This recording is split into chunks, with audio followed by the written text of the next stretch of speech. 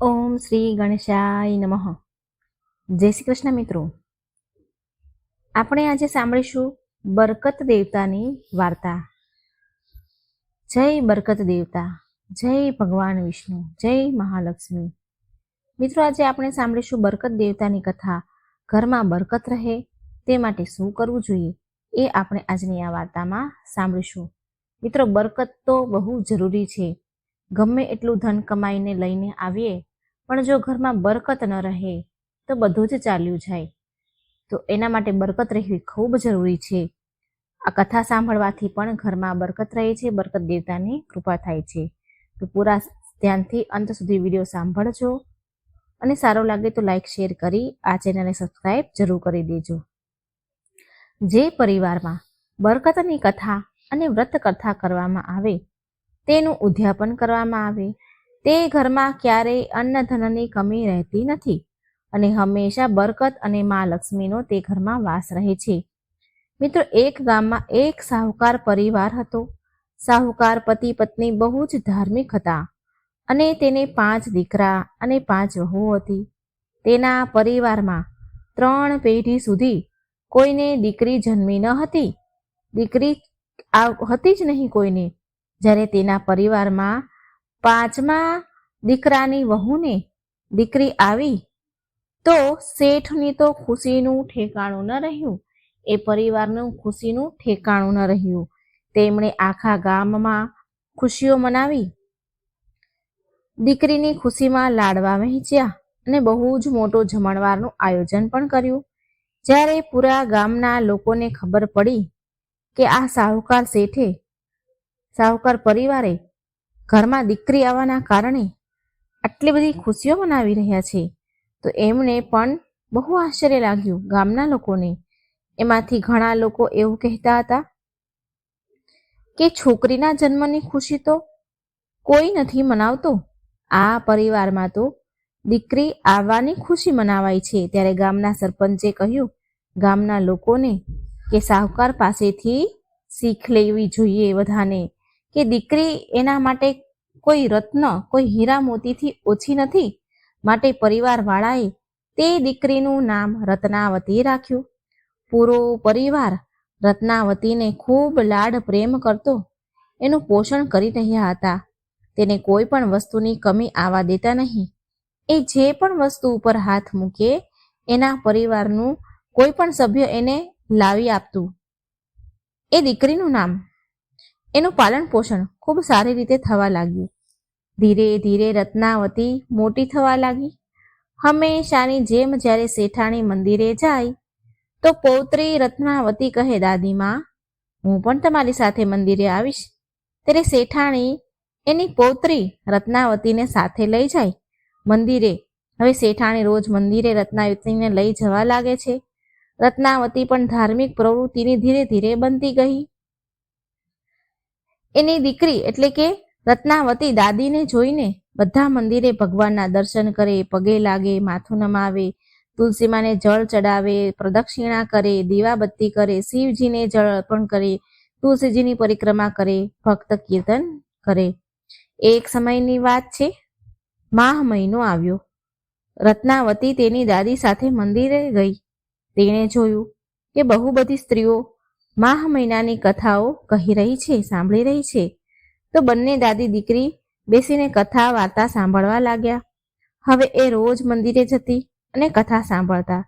એકવાર જ્યારે એ સ્ત્રીઓ વચ્ચે બ્રાહ્મણી જે કથા વાંચે છે એ વાર્તા સંભળાવી રહ્યા, તો તેણે કહ્યું કે આજે હું તમને બરકત દેવતાની કથા સંભળાવવા જઈ રહી છું. જે બરકતનું વ્રત કરે છે અને 7 દિવસ સુધી વ્રત કરે પછી વિષ્ણુ ભગવાનના મંદિરમાં કથાનું ઉજવણું કરે, એના ઘરમાં ક્યારેય ધન ધાન્યની કમી રહેતી નથી. ઘરમાં હંમેશા અન્ન ધનના ભંડાર ભર્યા રહે છે અને પરિવારમાં પુરુષ અને સ્ત્રીઓના હાથમાં હંમેશા બરકત રહે છે. ત્યારે શેઠાણીએ પણ 7 દિવસ સુધી વ્રત કરવાનો નિર્ણય કર્યો. એ સ્ત્રીઓ સાથે બંને દાદી પૌત્રી બરકતની કથા સાંભળતી હતી. 7 દિવસ પછી શેઠાણીએ બરકતની કથાનું ઉદ્યાપન કર્યું. પણ રત્નાવતી ઉંમરમાં હજી ઘણી નાની હતી એટલે શેઠાણીએ ધ્યાન ન આપ્યું. રત્નાવતીએ પણ કથા સાંભળી હતી તો એના હાથે પણ ઉજવણું કરાવવું જોઈએ, ઉદ્યાપન કરાવવું જોઈએ. પણ એમણે કંઈ ધ્યાન દીધું નહીં. આમ જોત જોતામાં રત્નાવતી વિવાહ યોગ્ય થઈ ગઈ. ત્યારે દાદા દાદીએ તેની લાડલી પૌત્રી માટે બહુ સારો વર અને સારું ઘર શોધ્યું અને ખૂબ જ ધામધૂમથી રત્નાવતીના વિવાહ કરી દીધા. ઘણો કર્યાવર પણ આપ્યો. લગ્ન બાદ રત્નાવતી જ્યારે સાસરે આવી તો બધા ઘણા ખુશ હતા. સાસરીમાં 4 વ્યક્તિનો નાનો એવો પરિવાર હતો. સાસુ સસરા, રત્નાવતી અને તેનો પતિ. હવે રોજ સાસુ જમવાનું બનાવતા હતા અને રત્નાવતીને કચરા, પોતા અને ઘરના અન્ય કામની જવાબદારી સોંપી હતી. સાસુમાં જમવાનું બનાવ્યા પછી પહેલા તેમના પતિને ખવડાવે, પછી તેના દીકરાને ખવડાવે અને પછી પોતે ખાય અને જે કંઈ બચ્યું વધ્યું ઘટ્યું હોય, કડાઈમાં દાજુ ચોટ્યું હોય, એ ખાવાનું ઉખાડીને રત્નાવતીની થાળીમાં પીરસી દે. રત્નાવતી વધેલું ઘટેલું ખાઈને સૂઈ જતી. ધીરે ધીરે રત્નાવતી નબળી, કમજોર પડવા લાગી, સુકાવા લાગી. એક દિવસ રત્નાવતીના પતિએ રત્નાવતીને પૂછ્યું કે આપણે માત્ર ઘરમાં 4 જણ છીએ, સારું જમવાનું બને છે, હું સારું કમાઉં પણ છું, અને તોય તું તો દિવસે ને દિવસે સુકાતી કેમ જા છો? કેમ કમજોર પડી ગઈ છો તું? તને કઈ વાતનું દુઃખ છે? મને કહે, કઈ તકલીફ છે? ત્યારે રત્નાવતી બોલી કે તમારી માં તમને બધાને ભર પેટ જમવાનું આપે છે અને મને વધ્યું ઘટ્યું આપે છે. મને રોજ ખાવાનું જ નથી મળતું, તો સુકાય તો જઈશ જ ને. તો એનો પતિ કહે છે કે મારી માં આવું શું કામ કરે? તું કાલથી મારી પીરસેલી થાળી તું જમી લેજે અને તને જે જમવાનું પીરસવામાં આવે એ હું ખાઈ લઈશ. એ દિવસથી રત્નાવતીનો પતિ કોઈને કઈ બહાનું કાઢીને તેની જમવાની થાળી તેના રૂમમાં લઈ જતો હતો. ક્યારેક એમ કહે કે આજે મારું માથું દુખે છે, હું પછી જમી લઈશ. માં, તમે મારું જમવાનું થાળીમાં પીરસી આપી દો. તો ક્યારેક કહે કે આજે મારે બહુ કામ છે, હું પછી જમી લઈશ.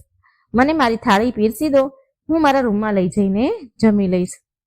આમ તે રોજ કંઈક ને કંઈક બહાનું કાઢે અને તેના ભાગનું જમવાની જે થાળી પીરસી હોય એ એના રૂમમાં લઈ આવતો અને રત્નાવતીને આપી દે. અને રત્નાવતી જે જમવાનું હતું, જે એના પતિના ભાગની જે જમવાની થાળી લઈ આવે તે રત્નાવતી ખાઈ લેતી. આવું એમણે રોજ કરતા. ધીરે ધીરે રત્નાવતીનો પતિનું સ્વાસ્થ્ય બગડવા લાગ્યું. રત્નાવતીનો પતિ દિવસે ને દિવસે કમજોર, નબળો પડવા લાગ્યો, સુકાવા લાગ્યો. ત્યારે રત્નાવતીની સાસુ એના દીકરાને કહે છે, બેટા, હું તો તમને રોજ સારામાં સારું ખાવાનું આપું છું, તો પછી તો રોજ ને રોજ કેમ સુકાતો જાય છે? તો એનો દીકરો બોલ્યો, માં, હું રોજ વધેલું ઘટેલું જે ખાવાનું રત્નાવતીને તમે આપો છો એ હું ખાઉં છું અને મારા ભાગની જે થાળી તમે પીરસો છો એ હું રત્નાવતીને આપું છું. જેવું ખાવાનું ખાઈશ, શરીર પણ એવું જ થશે ને, સુકાશે જ ને. માં, આપણે તો હળી મળીને પરિવારમાં માત્ર 4 લોકો છીએ, તો પછી માં રત્નાવતીને દાજેલું, વધેલું ઘટેલું ખાવાનું કેમ આપે છે? એ પણ કોઈની દીકરી છે, કોઈની બહેન છે. આ સાંભળી રત્નાવતીની સાસુએ ઘરની ચાવીઓ રત્નાવતીને સોંપી દીધી અને કહ્યું, રત્નાવતી, હવેથી જમવાનું તું બનાવીશ. રોજ આજથી હું આરામ કરીશ. હું થાકી ગઈ છું ઘર સંભાળીને, ઘરના કામ કરીને. આજથી બધી જ જવાબદારી હવે ઘરની તારા ઉપર છે. એ દિવસથી રત્નાવતી પોતે બધું કરવા લાગે છે. એ દિવસે રત્નાવતી ઘણી ખુશ થઈ. એનું ખુશીનું તો ઠેકાણું ન રહ્યું. રત્નાવતીએ તે દિવસે બહુ જ બધું જમવાનું બનાવ્યું. દાળ, ભાત, પૂરી, શાક, હલવો. પછી સૌથી પહેલા તેના સસરાને જમવા આપ્યું, પછી સાસુને અને પછી તેના પતિને જમાડ્યા. બધાના જમ્યા પછી રત્નાવતી પોતે જમવા બેઠી, પોતે ખાવા બેઠી. તો તેને કડાઈ ઉઘાડીને જોઈ, શાકનું લોયું, તપેલા, દાળના ભાતના ઉઘાડીને જોયું તો એમાં કંઈ જ ન હતું. બિલકુલ સાફ હતા તપેલા બધા જ. જે દાજેલું ચોટેલું હોય ને એ પણ એના નસીબમાં ન હતું. એ દિવસે તેને ભૂખ્યું જ સૂવું પડ્યું. જ્યારે તેનો પતિ તેને પૂછે છે કે આજે તો તે તારી જાતે ખાવાનું બનાવ્યું છે, તો આજે તો તે ભર પેટ ખાધું હશે ને? ત્યારે રત્નાવતી બોલી કે જ્યારે સાસુમાં જમવાનું બનાવતા હતા તો મને કડાઈમાં ચોટેલું વધેલું ઘટેલું એ જમવા મળતું હતું, પણ આજે તો મેં પોતે જમવાનું બનાવ્યું છે. તમારા બધાના જમ્યા પછી હું જમવા બેઠી તો મને કડાઈ બિલકુલ સાફ મળી. દાળ ભાત રોટલી કોઈ બી વસ્તુ મારી પાછળ ન વધી. મારા ભાગમાં જમવાનું જ ન આવ્યું. મારા નસીબમાં ભૂખ્યું રહેવાનું જ લખ્યું છે. આજે તો હું ભૂખી જ છું. તેના પતિને બહુ આશ્ચર્ય થયું. એ કહે છે કે આમ કેમ બને? આવું કેવી રીતે થાય? તું કાલે હજી વધારે જમવાનું બનાવજે, આજ કરતા બમણું બનાવજે. બીજા દિવસે રત્નાવતીએ પહેલા દિવસ કરતા વધારે જમવાનું બનાવ્યું. બધાને જમાડ્યા પછી રત્નાવતી જમવા બેઠી તો એ દિવસે પણ એના માટે કંઈ જ વધ્યું ન હતું. આ બધું રત્નાવતીએ તેનું નસીબ છે એમ માની લીધું. એણે વિચાર્યું કે મારા નસીબમાં અન્ન દેવતા લખ્યા જ નથી. ધીરે ધીરે રત્નાવતી ફરી સુકાવા લાગી. ત્યારે રત્નાવતીની સાસુએ એની વહુને કહ્યું કે વહુ, હવે તો તું જાતે જમવાનું બનાવે છે, છતાં પણ તું દિવસે ને દિવસે સુકાઈ રહી છો. તો રત્નાવતીએ પૂરી વાત એની સાસુ અને સસરાને તેના પતિને કહી. બધાને તો બહુ આશ્ચર્ય થયું કે રત્નાવતી જાતે જમવાનું બનાવે છે, વધારે બનાવે છે, છતાં પણ બધાના જમાડ્યા પછી એના માટે જમવાનું બચતું કેમ નથી? કડાઈ તપેલા બધા સાફ થઈ જાય છે, આવું કેમ? ત્યારે રત્નાવતીની સાસુએ તેના દીકરાને કહ્યું, બેટા તું થોડા દિવસ માટે વહુને લઈને એને પિયર લઈ જા. પિયર લઈને ચાલ્યો જા. કદાચ બની શકે કે ત્યાં થોડું સરખું ખાઈ લેશે તો એનું શરીર સારું થઈ જશે. આ તો દિવસે ને દિવસે સુકાતી જાય છે. આમ રત્નાવતીનો પતિ રત્નાવતીને લઈને તેના સાસરે આવ્યો. જ્યારે રત્નાવતી પિયર આવી તો બધાએ રત્નાવતીની આવી હાલત જોઈ. સૂકી લાકડા જેવી થઈ ગયેલી. એમનાથી રહેવાયું નહીં અને પૂછ્યું એના પિયરવાળાએ, બેટા અમે તો તને આટલો સારો પરિવાર, સારું ઘર શોધીને આપ્યું છે, તારા લગ્ન સારા ઘરમાં કરાવ્યા છે, તને કઈ વાતનું દુઃખ છે? શું સાસરીવાળા તને સાચવતા નથી, સારી રીતે રાખતા નથી? તો રત્નાવતીએ એના દાદી દાદા, કાકા કાકી, માતા પિતાને કહ્યું કે મારા નસીબમાં અન્ન દેવતા લખ્યા જ નથી. જ્યારે મારી સાસુ જમવાનું બનાવતા ને તો મને વધ્યું ઘટ્યું પણ મળતું હતું, પણ હવે તો હું જાતે જમવાનું બનાવું છું અને રોજ વધારે ને વધારે જમવાનું બનાવું છું. એવું પણ નથી કે ઓછું, વધારે જમવાનું બનાવું છું, પણ રોજ મારા ભાગમાં બધાના જમ્યા પછી કોઈ જ વધતું નથી. અન્ન દેવતા મારાથી રૂષ્ટ થઈ ગયેલા છે. ત્યારે રત્નાવતીની દાદીને પૂરી વાત સમજાઈ ગઈ અને રત્નાવતીની મા અને તેની દાદીએ રત્નાવતીનું બરકતની કથા અને એનું ઉદ્યાપન કરવાનું નક્કી કર્યું. બીજા દિવસે રત્નાવતીએ તેની મા અને દાદી સાથે બરકતની કથા સાંભળી, વ્રત કર્યું. આમ 7 દિવસ સુધી વ્રત કર્યા બાદ 8મા દિવસે વિષ્ણુ ભગવાનના મંદિરમાં બરકતની કથા અને ઉદ્યાપન કરાવ્યું. પછી પિયરમાંથી ઘણું બધું ધન લઈને રત્નાવતી પાછા તેના સાસરે આવી ગઈ. જ્યારે રત્નાવતી સાસરે આવી તો તેની સાસુને બધી જ વાત કહી કે બરકત દેવતા મારાથી રિસાઈ ગયા હતા, મારા ઉપર શાપ લાગ્યો હતો, માટે મારા દાદી માએ અને મારી માતાએ મને બરકતની કથા સંભળાવી અને મારી પાસે 7 દિવસ સુધી વ્રત કરાવ્યું અને 8મા દિવસે ઉદ્યાપન કરાવ્યું. હવે આજથી હું સાસુમાં તમને કથા સંભળાવીશ અને તમે હોંકારો ભરજો. પછી રત્નાવતીએ તેની સાસુને કહ્યું કે શું આજે તમે જમી લીધું કે નહીં માં? તો સાસુમાં બોલ્યા કે મારી વહુ ભૂખી રહે તો અમે બધા કેવી રીતે ખાઈ શકીએ? અમે તો તારા દુઃખમાં દુઃખી છીએ. જ્યારે રત્નાવતી બોલી કે આજથી હું તમને વાર્તા કહીશ અને આપણે વ્રત કરીશું અને પછી બરકતની કથાનું ઉદ્યાપન કરીશું.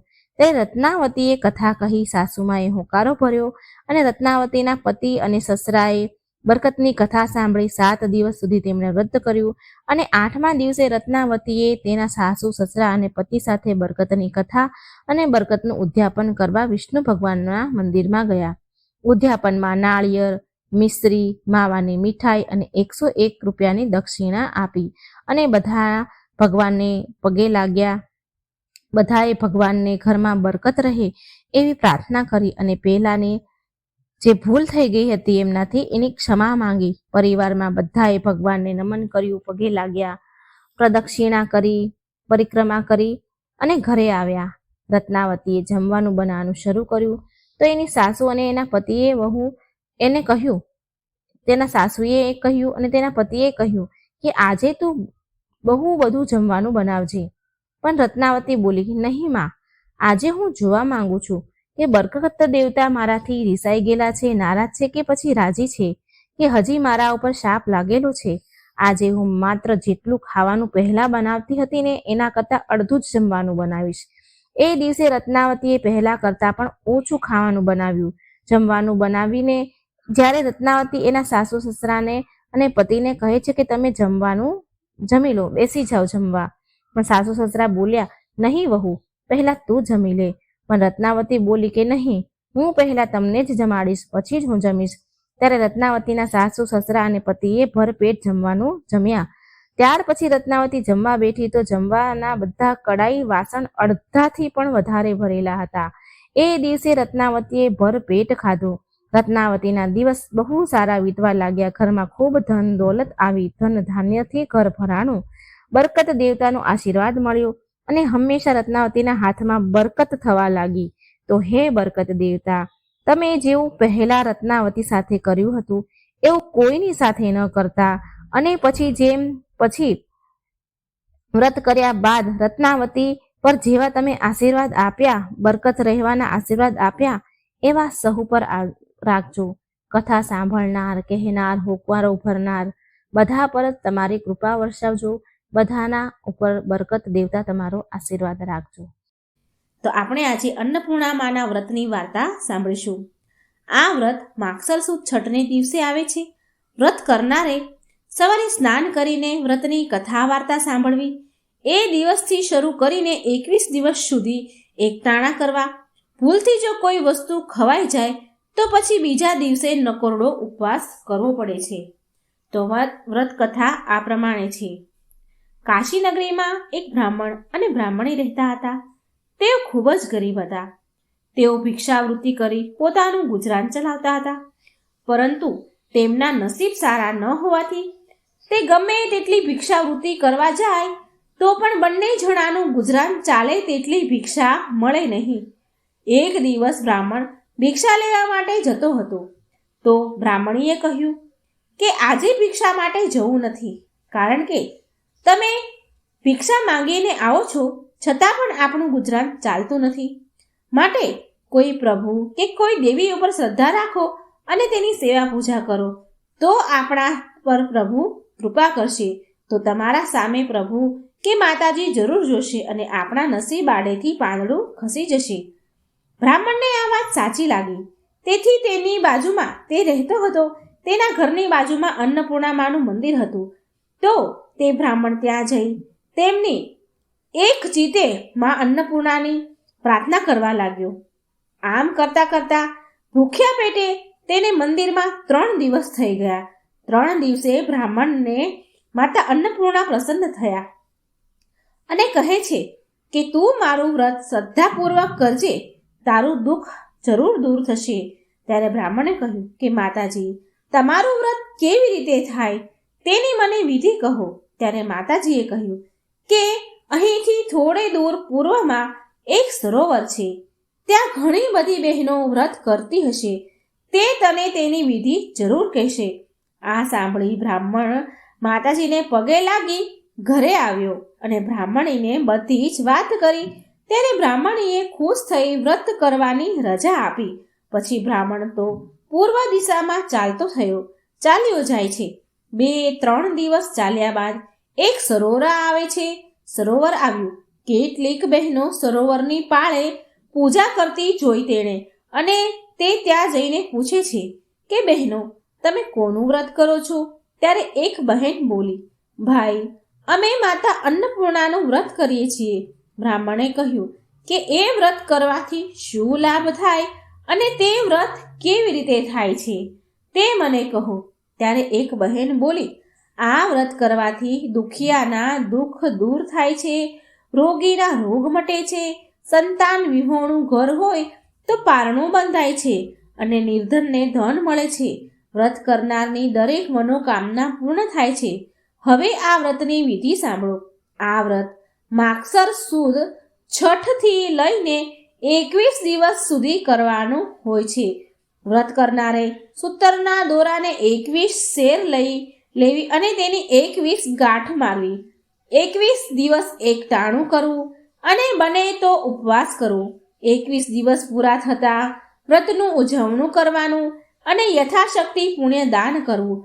આ વ્રત દરેક સ્ત્રી પુરુષ કરે છે. તમે પણ માનો દોરો લઈને અન્નપૂર્ણામાનો જાપ જપતા જપતા માનું વ્રત કરો. તમારી બધી જ ઈચ્છા મનોકામના માતાજી પૂરી કરશે. બ્રાહ્મણ તો ઘેર આવી વ્રતની વિધિ કરી વ્રત કરવા માંડ્યો અને વ્રતના પ્રથમ દિવસે જ બંને પતિ પત્ની આનંદથી બહાર વાતો કરતા કરતા બેઠા હતા. ત્યારે એકાએક પોતાના રહેવાનું ઘર પડ્યું. પરંતુ આમાં માની જરૂર કોઈ ઈચ્છા હશે તેમ માની બંને પતિ પત્નીએ ઘરનો કાટમાળો દૂર કરવા માંડ્યા. તો સોના મહોરથી ભરેલું એક ચરું મળ્યું. એમાંથી 2-4 સોના મહોર વેચતા તેમાંથી ઘણા પૈસા આવ્યા. તેમાંથી બંને પતિ પત્નીએ નવું સરસ મકાન લઈ લીધું અને એમાં મજાથી રહેવા લાગ્યા. એક દિવસ બ્રાહ્મણીએ પોતાના પતિને કહ્યું કે માતાજીએ તમને ઘણું જ ધન આપ્યું છે, તો ધનના વાપરનારની ખોટ છે. તમે મારું કહ્યું માનો અને તમે બીજી પત્ની લાવો. ત્યારે બ્રાહ્મણે ના પાડી. ત્યારે બ્રાહ્મણી કહે છે કે તમને લાગે છે કે જો તમે બીજી પત્ની લાવશો તો મને દુઃખ પડશે? તો તમે એક બીજું મકાન લઈ આપો અને કાયમ માટેની ખોરાકી બાંધી દો. તેથી તમને મારી ચિંતા નહીં રહે. આમ ઘણી સમજાવટના અંતે તે બીજી પત્ની લાવ્યો. બ્રાહ્મણ તેની જૂની પત્ની નવા મકાનમાં રહેવા લાગી અને જૂના મકાનમાં નવી પત્ની અને તેનો પતિ રહેવા લાગ્યો. માગસર માસ આવતા બ્રાહ્મણને અન્નપૂર્ણામાનું વ્રત કરવા દિવસ આવ્યા. અન્નપૂર્ણામાના વ્રત કરવાના દિવસો આવ્યા. તે જૂની પત્નીના ઘેર ગયો અને પતિ પત્નીએ સાથે અન્નપૂર્ણામાનો દોરો લીધો અને વ્રત કરવા લાગ્યા. આ વાત નવી પત્નીને ન ગમવાથી પોતાનો પતિ રાત્રે નિંદ્રાધીન હતો ત્યારે તેના ગળામાં બાંધેલો માતાજીનો દોરો તેણે તોડી સગડીમાં નાખી દીધો, એટલે કે બાળી દીધો. તેવો જ માનો ક્રોપ થયો. તેથી તેમના મકાનમાં એકાએક આગ લાગી અને બંને માંડ જીવ બચાવીને બહાર આવ્યા અને માના આશીર્વાદ મેળવેલો અપાર વૈભવ નાશ પામ્યો. આ બાજુ નવી પત્ની સુખની સગી હોવાથી તે તો પોતાના પિયર રહેવા ચાલી ગઈ અને બ્રાહ્મણ તો ઉદાસ થઈ બેઠો હતો. આ વાતની પોતાની જૂની પત્નીને ખબર પડતા તે આવી અને પોતાના પતિને તેના ઘરે લઈ ગઈ. પોતાના ગળામાં હતો તે દોરો પોતાના પતિના ગળામાં નાખ્યો અને માં અન્નપૂર્ણાના ચરણોમાં પડી અને માફી માંગી અને શ્રદ્ધા ભક્તિથી પ્રાર્થના કરવા લાગ્યા.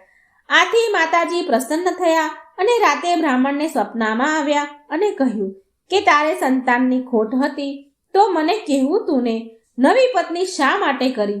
જા, હું તારી ઉપર પ્રસન્ન થઈ છું અને 9 માસ પછી તારી જૂની પત્નીને પેટે પુત્ર થશે અને તારા મુખે સરસ્વતીએ મંત્ર લખ્યો છે, તેથી તારી ખ્યાતિ પણ દેશ પરદેશ વધશે.